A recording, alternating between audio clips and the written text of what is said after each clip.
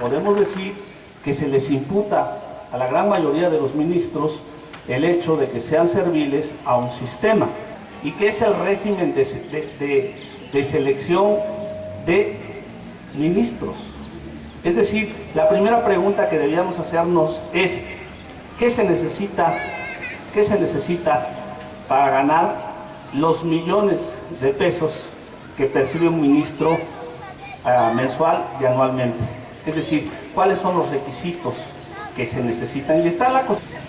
No puede ser a través de una elección directa, es decir, que la gente, que el pueblo, que se ejerciera la soberanía para decidir también a quién quisiéramos como ministros y a quienes no, y en un determinado momento que se les pudiera también quitar o destituir del cargo.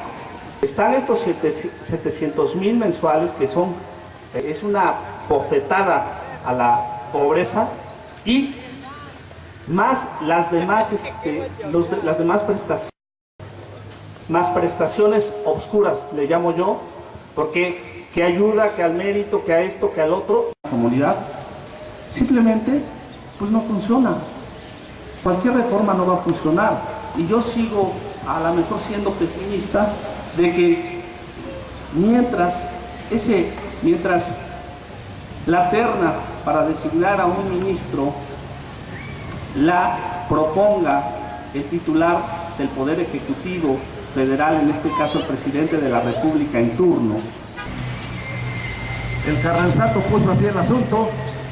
De allí, cuando se afianza la República después de Carranza, y que a través de la Constitución mexicana y a través de las reformas a la Constitución, y conste que la Constitución mexicana ha tenido más de 365 reformas, pero a favor de ellos, pues va a seguir esto así, esta danza va a seguir lo mismo.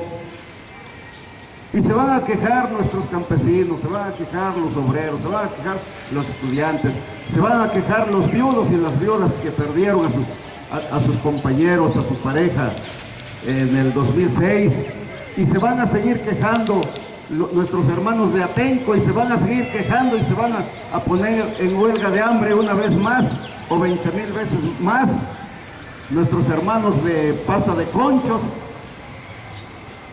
y se van a quejar las viudas de los soldados que se dice que ha matado la delincuencia organizada, que han matado los narcos, y se van a quejar las viudas también de los narcos.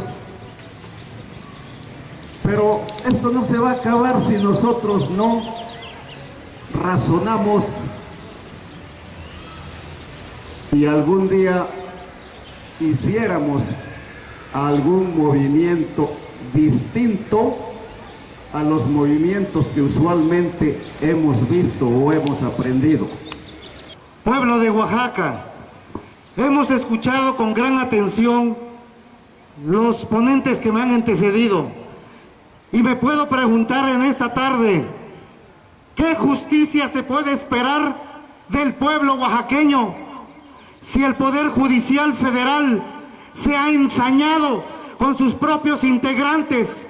Y el ejemplo lo tenemos aquí presente, el señor magistrado Francisco Salvador Pérez.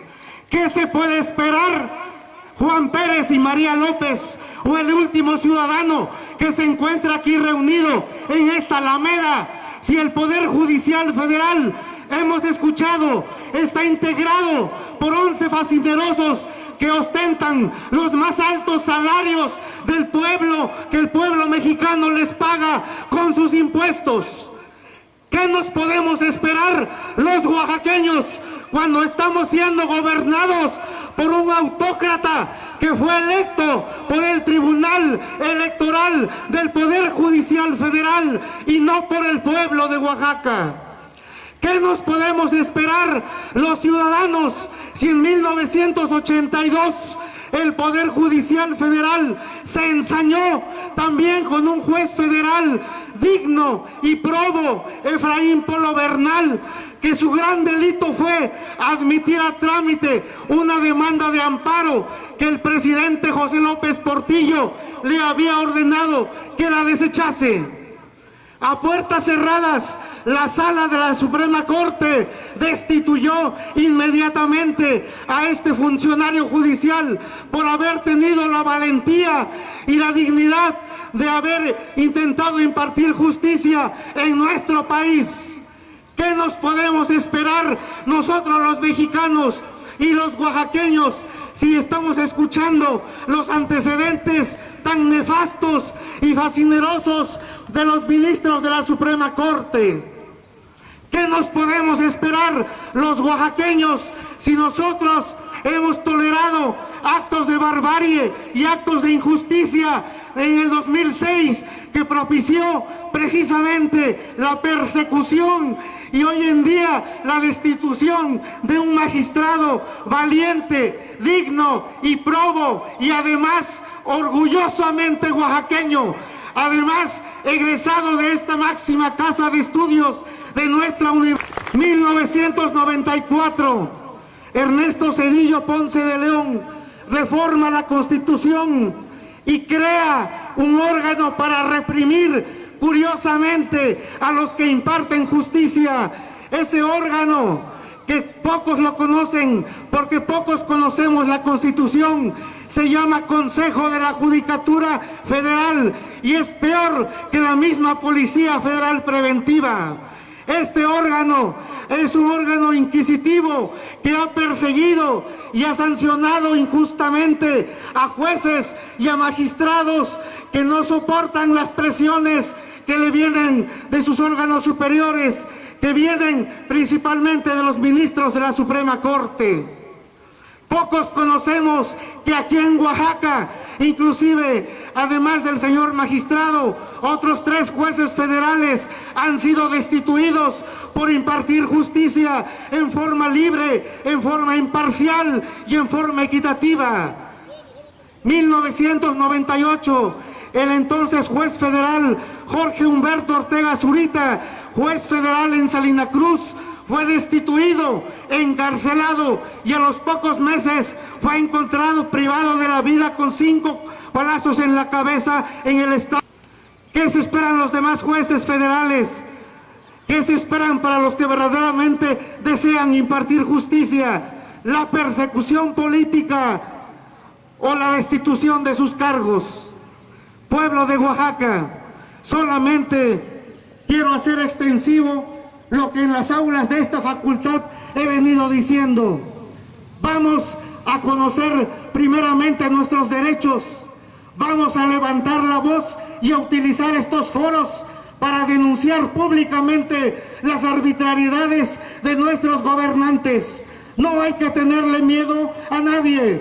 Los oaxaqueños nos hemos distinguido siempre por ser hombres valientes. El respeto al derecho ajeno es la paz, dijo el más grande de los oaxaqueños que ha surgido de esta universidad y el más importante de los presidentes de la República, un verdadero hombre de letras, y que hoy en día estos malos gobernantes se han encargado de pisotear sus principios.